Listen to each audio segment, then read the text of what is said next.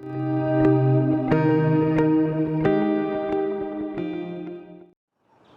morning and welcome to the October vlog. In the garden this morning. It's a beautiful spring day, nice and sunny, it's warm, and I thought I'd show you my azalea. It's right outside my studio and it's such a beautiful color. I'm really enjoying having it here, and the garden, I'm not much of a gardener, but I'm trying a bit harder this year, and there's a few things that are starting to flower, so it's got a lovely feel to it. Okay, so we've got lots of stuff for you this month as usual. Why don't you join us inside and we'll share it with you.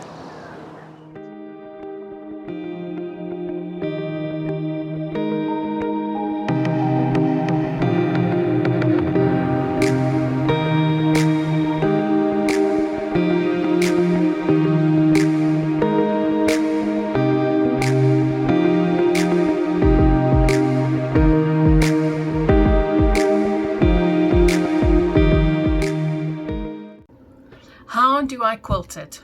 How do I quilt this top is one of the questions we get almost daily. I'm going to show you part one today, which is one method of deciding what to quilt on your quilt. And we're going to talk about a couple of things, not a long time. And this method, we use a product called Preview paper. It's available in the online shop. It is a clear plastic that has a mark at the bottom, as well as, you see, if I turn it like this, it has a black line on the two open ends of the roll. It's a long piece of clear plastic, preview paper, preview plastic that you can see through. And then what I do is I just stick a line of tape on the cut end, because you can very easily draw off the plastic and onto your quilt if you're not sure where the cut line is, where the plastic ends. So stick a piece of tape on your preview paper, and now you can simply place the preview paper on top of your quilt. And this can be done while your quilt is on the frame, or while you are doing a pre-planning of the quilt and the top that you want to work on. Simply lay the plastic over your quilt top. And now you can draw. And the great thing about this way of figuring out what to quilt is because you can actually see how your quilt design interacts with your piecing and the scale of the design that you want to place in your quilt. So I'm going to use whiteboard markers, and I have just a dusted brush or a piece of cloth or a tissue or a blackboard eraser, anything that you can just wipe your pen markings off with again. That is so cool because nothing's permanent. You can draw and draw and draw, and then decide what you want to keep and what you want to remove. So let's take this quilt for instance. This is the next customer job that I need to do. And as you can see, it is a sampler type. It's in line with those Cynthia bridal quilts with the Dear Janes, with the Gypsy Wife. There's so many of these quilts and patterns where each block is kind of different. And we have them joined with sashing in this instance, and we have a border treatment. So what do I quilt in this quilt? And this is typically where I'll start. Like I said, method A is with the preview paper. Place it over your quilt. Now, I work in densities. I work in sections. And the tip I always give is, if you're not sure where to start with the mundane stuff. Start with the important stuff. We have to do some ditch work on this quilt in order to stabilize it. So, and there's no exactly where must or mustn't. This is up to you. And we're going to do various options. So let's say option number one, you might see this upside down, but I'm just giving it a marking. Option one is I'm going to ditch the outside of my blocks, in other words the inside of the black sashing, so that the black sashing can pop out.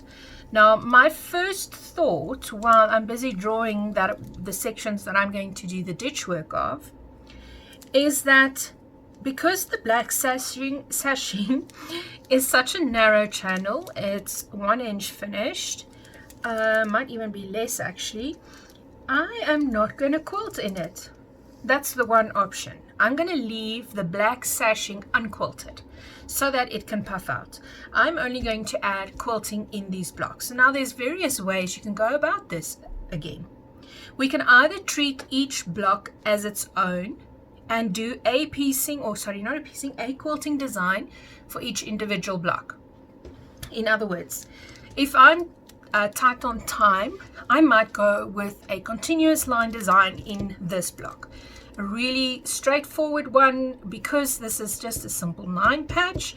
I can really just go and do, for instance, orange peel, continuous line.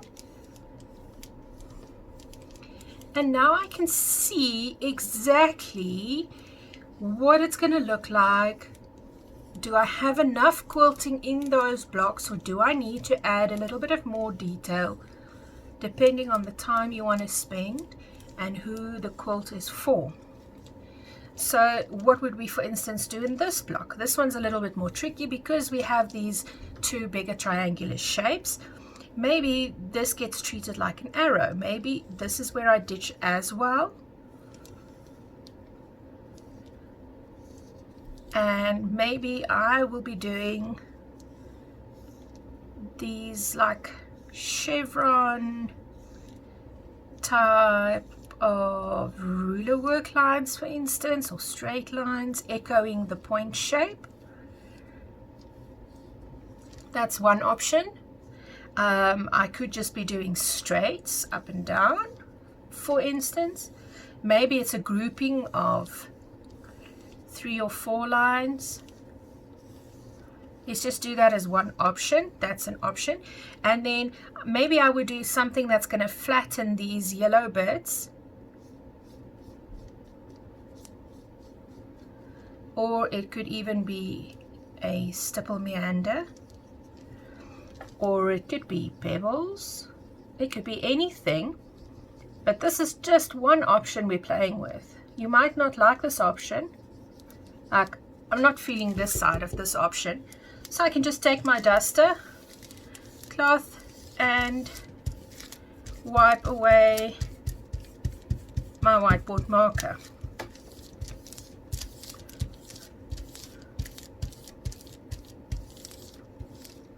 See, now I can draw over it again.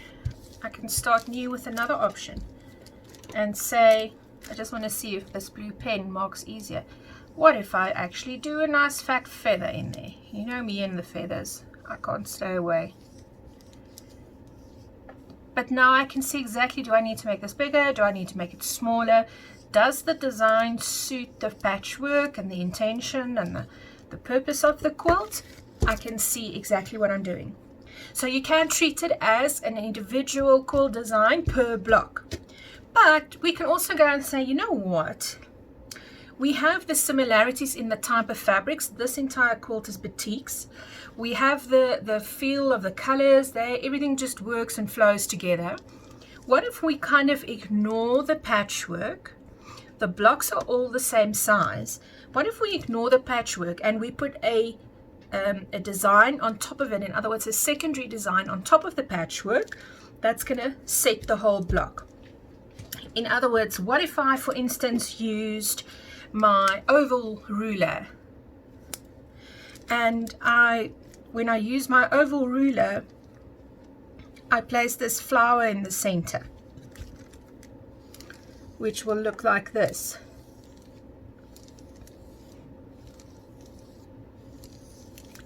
By rotating my ruler.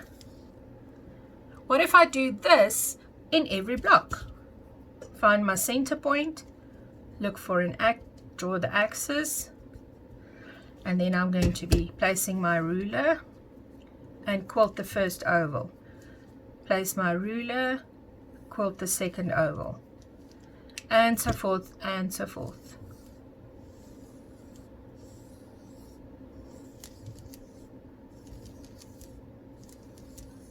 You might have a nice stencil. You might have a nice design printed on paper. You can literally now shove that paper underneath the plastic and then trace it. Let me see if I quickly can grab an idea. let's just say I have this drawing close by. It's my project for the hand SAQG hand quilt that we had to make. So let's say you have a design that you've drawn on paper. Find your ditch work marking of the demarcation of your block first. Place the design where you want it, and now you can trace it on your plastic. I'm just doing a rough draw so that you get what I'm trying to explain to you. Okay, and maybe I'm going to add a flower detail down here. And when I take it out, I can now see how does that fit on top of my patchwork block. What will it look like when it's there?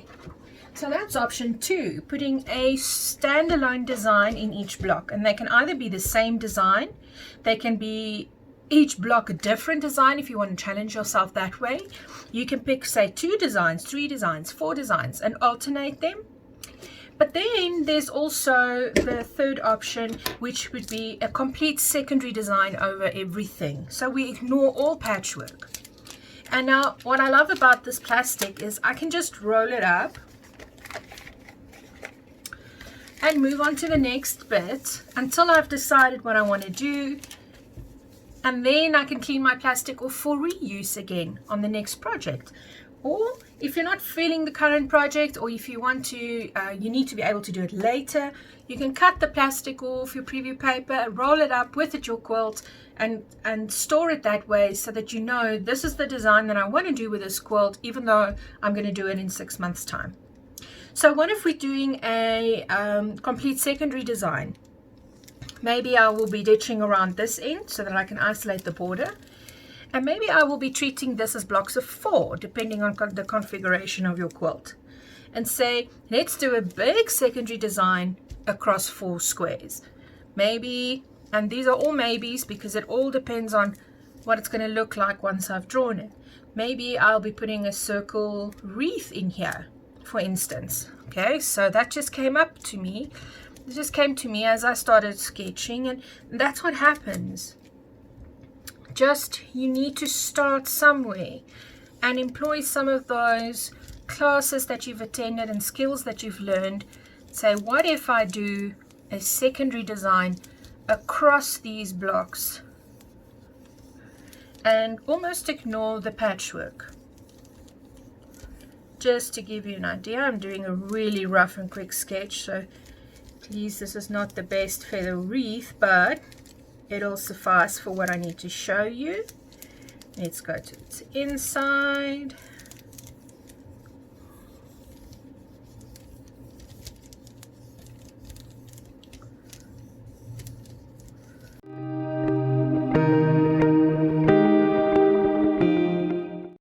Morning, I'm here today in Jean Funnel's studio in Johannesburg. Jean was one of my very first customers when I took over the distributorship for Handy Quilter in South Africa, and we've been friends and ever since. So we thought we'd give you extra information today. Often get questions from customers regarding how to load a quilt. So I love my pins. It just seems to work for me, but there are many other different ways, and Jean here has some experience of both the red snappers and the zippers. So I dragged her in, or I dragged myself into the studio to help me explain to you. I don't have experience of them, but it doesn't mean that it's not a great way to load your quilts. So Jean's going to help us out and explain to us why she really loves both of these methods for loading a quilt.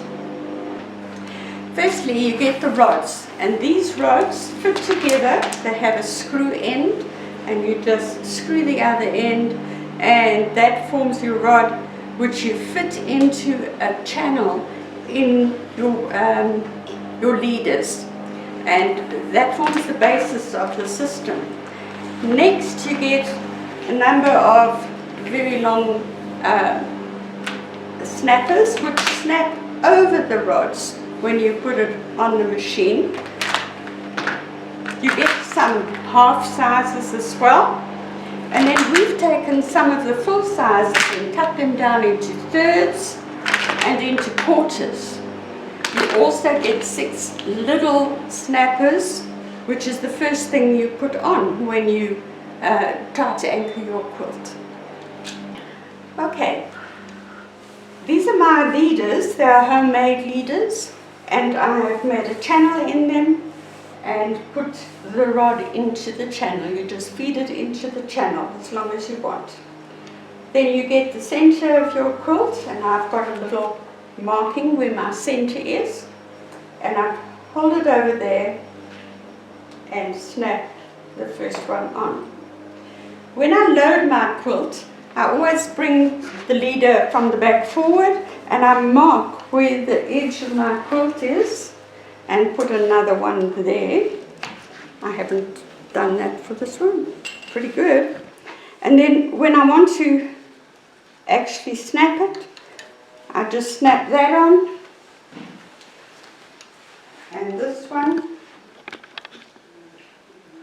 Now you could use a long rod here, but I find them a bit difficult to handle. I don't always get it straight, so I like to divide my area with these other little ones, and then I can choose my size of snappers that I want to use. I can move that one over a little bit. So you just take them and squeeze. Now I have arthritic hands, so you would think that they hurt, but they don't. And the more you use them, the better they get.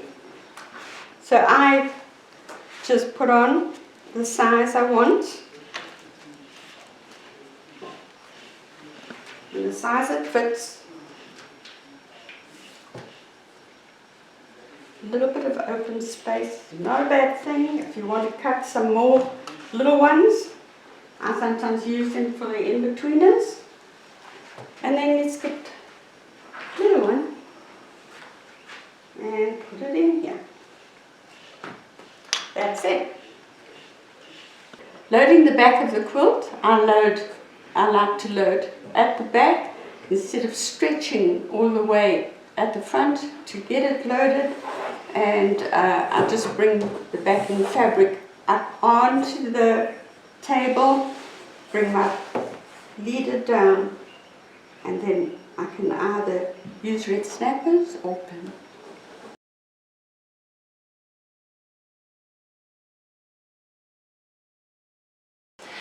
So Jean, you quilt for customers? I do. It keeps you busy most of the week? Most of the week. And do you ever get to quilt your own stuff? Occasionally at Christmas. I know that feeling. But sometimes at the weekend as well. So you were telling me you got a nice tip for people who want to be able to quilt their own stuff as well, but they're generally busy with customer quilts? Yes. Okay, tell us more. I like to use my zippers, because then you have a piece where you can pin your backing on of the piece that you're working on. You can zip it on like this. It's just an open end zipper, and you've got your whole piece on.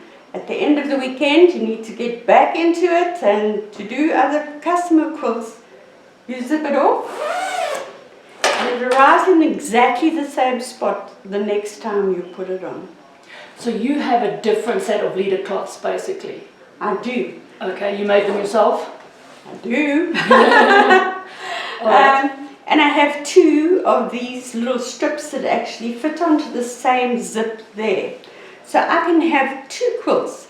If one gives me a problem and I don't know what to do next, I take it off until I've worked it out and I can put something else on in the meantime. And it's a big time saver? A big time saver. You can actually sit in your chair, your nice comfy chair, and pin the backing on to your leader and just come and zip it in. And I do have two, so when this one, the quilt is nearly finished, I take the next one, put it onto the next little leader, zip one off, zip the next one. And can you have the leader cloths on both your poles, so for the bottom edge and the top edge of the backing? You can. It's a bit more difficult to get it to load evenly because your zippers may be in just slightly different spaces. So it's a bit of a fiddle to have them both, but it's very achievable. So what do? You put your zipper on the back pole, and then at the front you use your red snappers. I use my red snappers. Red snapper fan. Yeah. All right. It's so quick. Quick and easy. Absolutely. I must be honest and say I've never tried it because I thought it was a bit difficult, that it would be a pain, but you obviously don't think so. So quick. And to get that quilt off, dying for that last row to finish it, whip that thing off, it's the way to go. All sorted. Excellent. Thank you, Jean. I really appreciate your advice. It's a pleasure.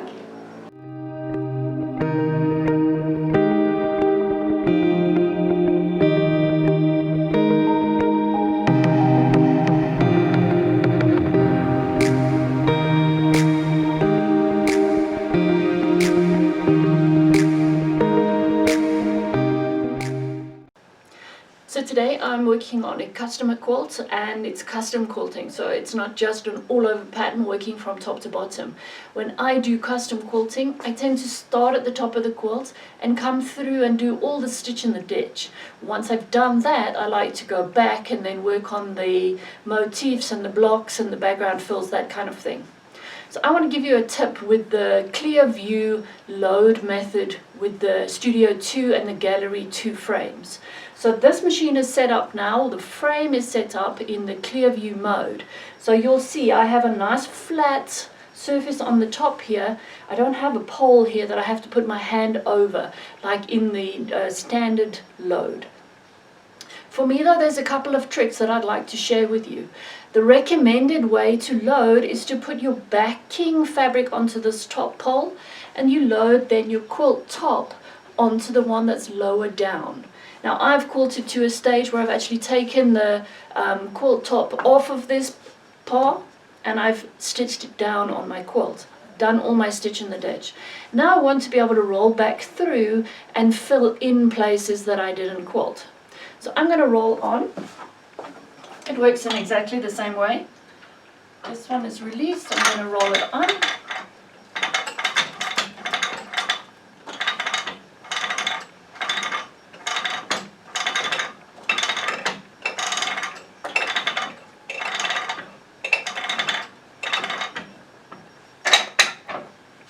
So I've actually completed some of these blocks, but what I want to show you is, if you load your backing onto this first bar, if you're in the habit of going back and filling in parts on your quilt, you now have a lot of thick bulk here, which means you end up with more bounce as well. As this gets thicker, it kind of lifts the height at the front here, and it becomes a little bit more bouncy. So I've got a few tricks for you that I'll show you how I cope with that. Okay, so if you look at my frame now, I've changed the way that I've loaded the quilt. I've actually loaded the backing onto the lower of the two bars, and the one that we loaded on originally is just resting underneath here. So that means as the bulk of my quilt builds up, or as I roll backwards and forwards through the quilt and I get a lot of bulk of the quilt because I'm at the top, it's resting, the bulk is on this bottom bar. Okay, so it's not building up and lifting the height of the quilt at the front here. So I always have a consistent height on the top here. It doesn't build up, and it means that I have less vibration. So there's two things that you must remember. This is only going to work if you float your quilt tops, because now I've hidden the bar that you would have available normally to put your quilt top onto, to pin it onto. So it's only if you float your quilt tops, but that's generally what I do, so it doesn't bother me. And the other thing that I have done, on the bar that I'm not using, I've removed the leader cloth. If you leave it on there, it gets rolled up into your quilt here as you roll backwards and forwards, and it's a real pain. So I've taken it off, and I put I use a strip of batting, just a very thin strip that I use to cover the hooks of the Velcro that's on the poles, just so that it doesn't damage the back of my fabric. But you could easily buy a length of Velcro and just use the loop side to cover up the hooks there. The other reason I love this method of loading the CLEARVIEW is I'm using the same bar as I normally use in the standard view for my backing fabric. I have the additional hand wheel, so I like to be able to roll one way and roll backwards using the hand wheels rather than having to use my wrist to move the poles on. So by having it this way around, I'm using exactly the same pole as I would in the standard view, so I don't need to move that hand wheel or have to crank on my quilt because I've changed the view. And I like to switch between the two different ones depending on what I'm doing on a quilt. If I'm doing a lot of ruler work, then this method works really nicely. So there's a couple of tips for you. Load onto the bar that you would normally in standard view load your backing fabric. You can only float the top and take off that leader cloth on the bar that you're not using that's hidden under here. This one is just keeping your level nice. It's not actually had anything pinned to it. I hope it helps.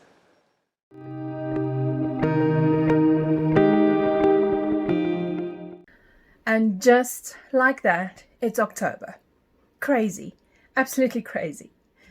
You know, every time this year, Claire and I get together and we plan and figure out what we're going to bring to you next year. What's the classes? Where are we going? Traveling? Putting the whole calendar together. And we did the same thing last year this time, not knowing what was going to happen. Well then, hello 2020, cancellation of all our events. And that kind of threw us a bit. So we took some time, we listened, we looked, we spoke to some of our counterparts in other countries, and we've come to the realization that the future is different. Things are different. Our lives are different. We have to adjust. We have to change the way we do things and think about things. And that includes teaching, that includes our quilting, our hobbies, our arts, our crafts. Every aspect of the way that we live has been affected by COVID-19 in some way or the other. In the past 6-7 months, we've worked hard. We have invested in new teaching and learning platforms so that we can bring quilting to you still in some form or other.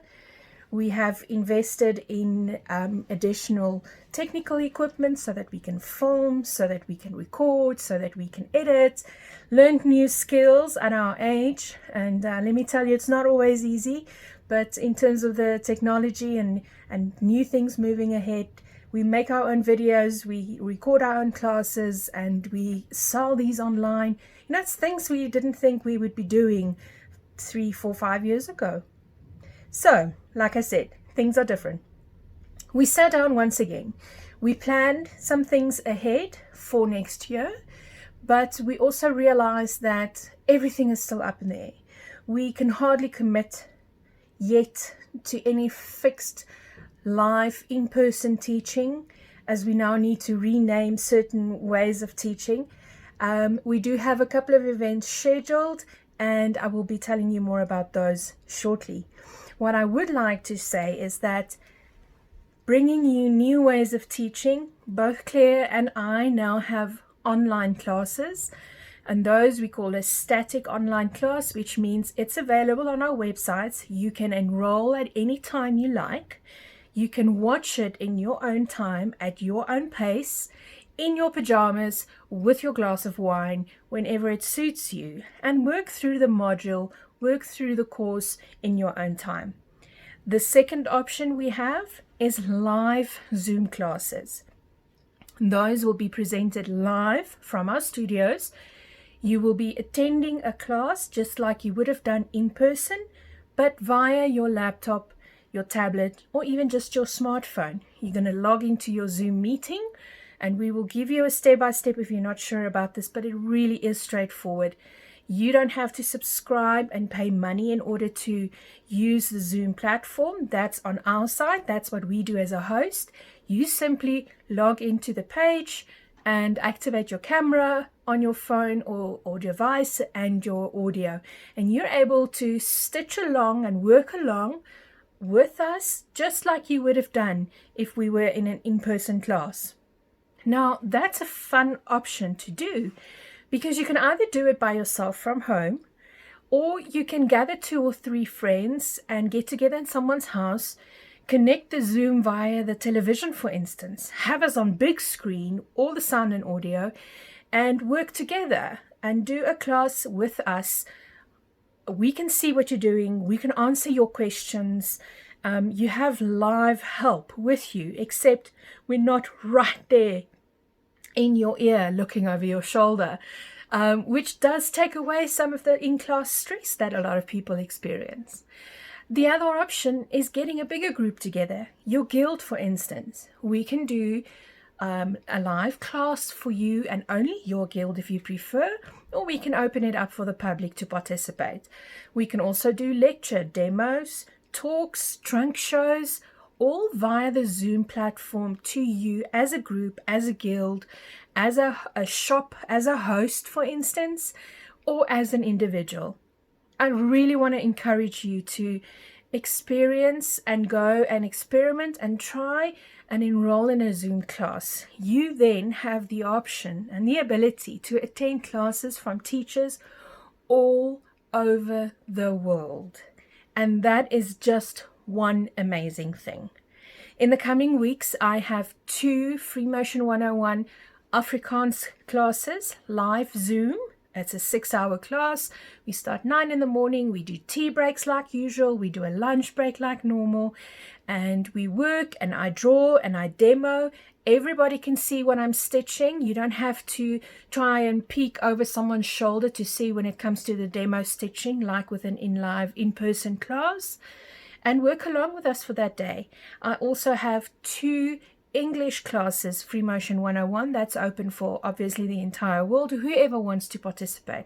We already have signees, registered people from the US, from Australia, from, I think there's someone from New Zealand, there's a Dubai, there's local, and that is so interesting. We're going to have this diverse class, and you just need to sit back and stitch along.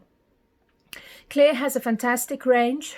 A course, online course that you can take in your own time for the beginner quilter, working through grids and free motion, and I'm sure she's touching on feathers and ruler work and all of that information that you can work through at your own pace, which is fantastic. So if you feel like you're getting a little bit overwhelmed with the amount of information, you can stop it, go take a nap, take the dog for a walk, or come back to it again tomorrow.